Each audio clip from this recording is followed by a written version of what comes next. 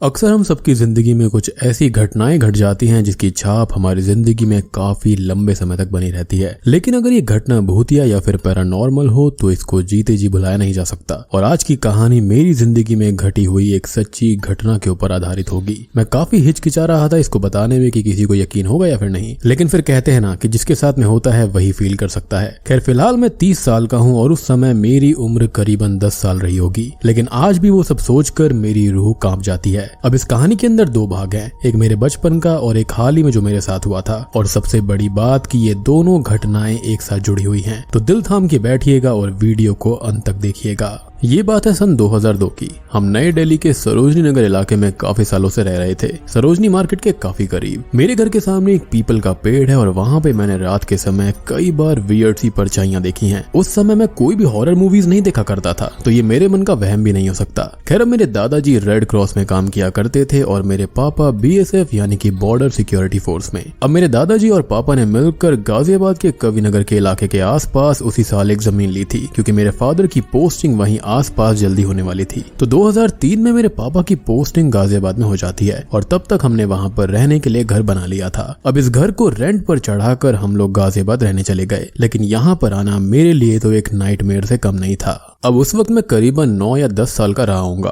और कविनगर इलाके में एक हॉन्टेड घर है जिसका नाम है KC19। काफी लोगों ने सुना भी होगा। अब नए स्कूल में एडमिशन होने के बाद दोस्ती यारी तो मेरी हो ही गई थी और हमने इस कविनगर के हॉन्टेड हाउस के बारे में सुन लिया था कि वहाँ पर 90s के समय में खून हुए थे। घर का सिर्फ एक ही लड़का बचा था जो कि US चला गया था, बाकी माँ बाप बहन सब खत्म हो गए। मतलब कुल मिलाकर बात ये थी कि KC19 हॉन्टेड बताया जाता था और हम सब दोस्त वहाँ जाने का प्लान कर लेते हैं। हमको ये भूत प्रेत सब बकवास लगा और हम सारे दोस्त मस्ती करने वहाँ पर निकल गए। अब हम सब की उम्र ज्यादा नहीं थी, कोई 10 साल का था, कोई 11 साल का था और वैसे भी बचपन में बच्चे खुराफाती तो होते ही हैं। खैर हम रात के समय घर वालों से झूठ बोलकर उस तरफ अपनी साइकिल लेकर निकल पड़ते हैं। मैं अपने 3 दोस्तों के साथ KC19 के पास पहुंच जाता हूँ। सब अपनी साइकिल से उतरते हैं और उसी तरफ जाने लगते हैं। इलाका उस वक्त बिल्कुल सुनसान था और ये बात आज से 20 साल पहले की थी। तो उस समय तो मेरे खुद के घर के आसपास में कब्रिस्तान भी हुआ करता था, उस पर हम क्रिकेट भी खेलते थे। मतलब इस हद तक खुराफाती थे हम। सब गली के बच्चे वहाँ पर ऐसे ही खेलते थे और मुझे तब भी एनर्जीज का वहाँ पर एहसास अपने पास होता रहता था। Like I was a magnet to these things. अब KC19 के पास पहुंचकर हम दोस्त शर्त लगाते हैं कि सबसे पहले अंदर जाकर जो आएगा उसको 20 रुपए मिलेंगे, जो कि बाकी दोस्त इकट्ठा करके देने वाले थे। इस घर के स्ट्रक्चर की बात करते हैं तो चारों तरफ एक बाउंड्री थी और अंदर कूदना था। अंधेरा और सन्नाटा इतना गुप्त था कि अंदर जाने की किसी की हिम्मत नहीं हुई। फिर सबने फैसला किया कि एक एक करके सब अंदर कूदेंगे।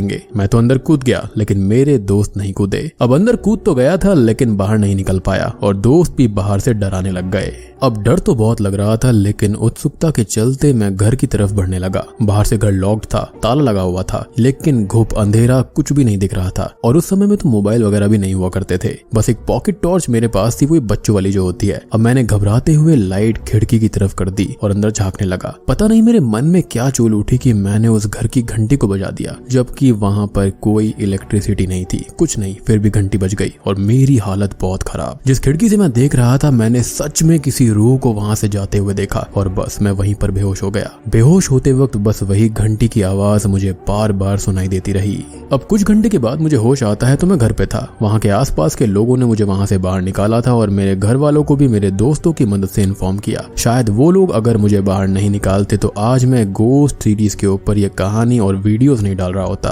अब इस हादसे के बाद मुझे कई दिन तक बुखार रहा, मैं शॉक में था। ये मेरा सबसे पहला रियल पैरानॉर्मल एक्सपीरियंस था। इनफैक्ट मुझे तो नाइटमेयर्स ऐसे आते थे जहां पर मुझे स्लीप पैरालिसिस भी हुआ। मुझे ऐसा लगता था कि जैसे मैं किसी अंधेरी दुनिया में खींचा चला जा रहा था। आसपास ढेर सारा लावा है और कोई अदृश्य शक्ति है जो कि मेरा गला घोट रही है, मेरे घर वालों को नुकसान पहुंचाना चाहती है। मैं उनको वार्न करना चाहता हूं लेकिन मेरे मुंह से आवाज ही नहीं निकल रही। खैर अब मैं रियल में जोर जोर से चिल्लाता हूं और मेरे मम्मी पापा मेरे पास आकर मुझे संभालते हैं। मतलब आज भी सोचता हूं तो लगता है कि मेरा सामना शायद से डीमन से हुआ था या फिर ये स्लीप पैरालिसिस भी था। बाद में हम दोस्तों को कुछ बातें पता चलती हैं कि KC-19 के पास में एक फीमेल की रूह भटकती है। शायद से ओनर की वाइफ की स्पिरिट होगी या फिर कोई डीमन उसके रूप में वहां था। फिलहाल KC-19 को तो तोड़ दिया गया है, वहां पर कोई घर नहीं है, या फिर रिसेंटली 1 साल में कोई काम शुरू हुआ होगा तो पता नहीं, क्योंकि गाजियाबाद में काफी टाइम से नहीं गया। लेकिन हाँ, जब भी मैं वहां पर जाऊंगा तो वहां की वीडियो जरूर बना के डालूंगा। अगर आप चाहते हो तो जरूर बताना। खैर, अब काफी समय तक मुझे उसी भटकती स्पिरिट्स के नाइटमेयर्स आते रहे, स्लीप पैरालिसिस हुआ, और शायद इसी वजह से बड़े होने पर मुझे हॉरर चीजों में इंटरेस्ट भी आया था, एज मेरा बचपन में ही भूत प्रेतों से सामना हो गया था।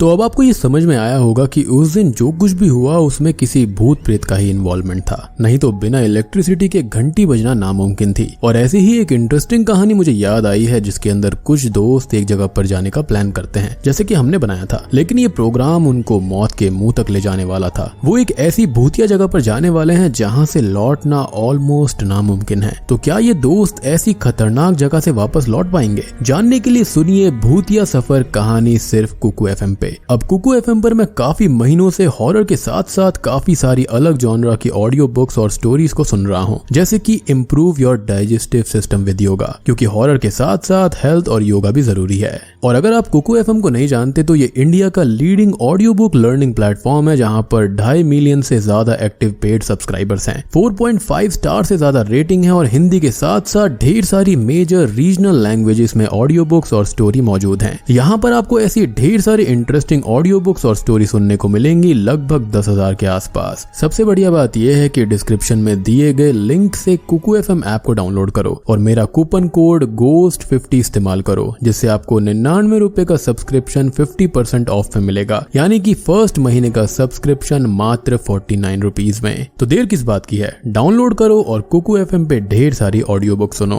चलिए अब कहानी पे वापस आते हैं और मैं आपको एक और रियल भूतिया घटना बताता हूँ, जो कि पिछली ही कहानी से जुड़ी हुई है। अब लगभग 13 साल बीत जाते हैं और मेरी जॉब हैदराबाद की एक प्रोडक्ट बेस्ड कंपनी में लग जाती है। मैं एक PG में रहने लगता हूँ, सब कुछ सही चल रहा था, और ऐसे ही 7 साल और बीतते हैं। मेरा चैनल गोस्ट सीरीज बन जाता है, सक्सेसफुल हो जाता है, सब कुछ बहुत अच्छा था। लेकिन मैंने रिसेंटली PG चेंज किया था, जहाँ पर हॉन्टेड चीजें होने की खबर आती रहती थी, लेकिन ऑब्वियसली मैं निडर, कोई भी खौफ नहीं था, मैंने वहां पर शिफ्ट कर लिया। लेकिन अब बचपन के हादसे के 20 साल बाद जो कुछ हुआ उसने मुझे अंदर से हिलाकर रख दिया। कुछ दिन मैं खुद सदमे में था और उसी बेस पे मैंने वीडियो में कहा था कि मेरी रियल स्टोरी में बताऊंगा। मैंने बीच में कुछ दिन वीडियो भी नहीं डाली थी और ये बताने में मैं थोड़ा सा हिचकिचा भी रहा था, लेकिन ओवरवेलमिंग रेस्पॉन्स के चलते मैं आपको उस दिन का हादसा आज बताता हूँ।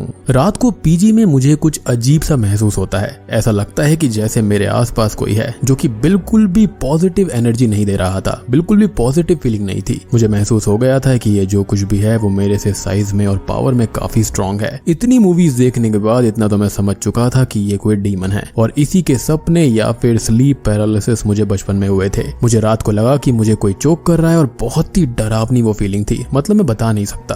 अब पिछली रात जो कुछ होता है उससे मैं ऑफिस जाकर काफी अनकंफर्टेबल था, और ऑफिस से मैं रूम पर आ जाता हूँ और आते ही सो जाता हूँ। उस दिन मुझे पता नहीं क्या हुआ, ना मुझे कोई टाइम का हिसाब था, ना ही कुछ समझ आ रहा था। मैं ऑफिस से घर क्यों आया, कब आया, क्या हुआ, मुझे कुछ याद नहीं। पता नहीं मुझे ऐसी फीलिंग आई जैसा मुझे 20 साल पहले उस रूह या फिर डीमन की प्रेजेंस के वक्त फील हुआ था। वैसे ही सेम चीज मुझे अभी फील हुई थी, और बस मेरा दिमाग पता नहीं कहाँ पर था। लेकिन डरावना ये नहीं है, डरावनी चीज अब आएगी। अब नींद में मुझे वही सेम घंटी की आवाज सुनाई देती है जैसी मुझे KC-19 में बेहोश होते वक्त सुनाई दी थी। बार बार घंटी की आवाज आई जा रही थी। अब अचानक से ही मेरे हाथ पैर अकड़ जाते हैं और मुझे ऐसा लगता है जैसे मुझे कोई गाइड करके अपने रूम से बाहर ले जा रहा हो, और शॉकिंगली मैं उठकर चल पड़ता हूँ। रूम ओपन करता हूँ और बालकनी में झांकने लगता हूँ। बोलने लगता हूँ कि वहां पर कोई है या फिर नहीं, लेकिन वहां पर कोई नहीं था। और सबसे शॉकिंग बात यह कि ये रात के 2:30 बजे की बात थी, लेकिन मेरे दिमाग में यही था कि मैं तो दोपहर में ही आ गया था। मुझे नहीं पता कि उस दिन मैं कितने घंटे सोया था,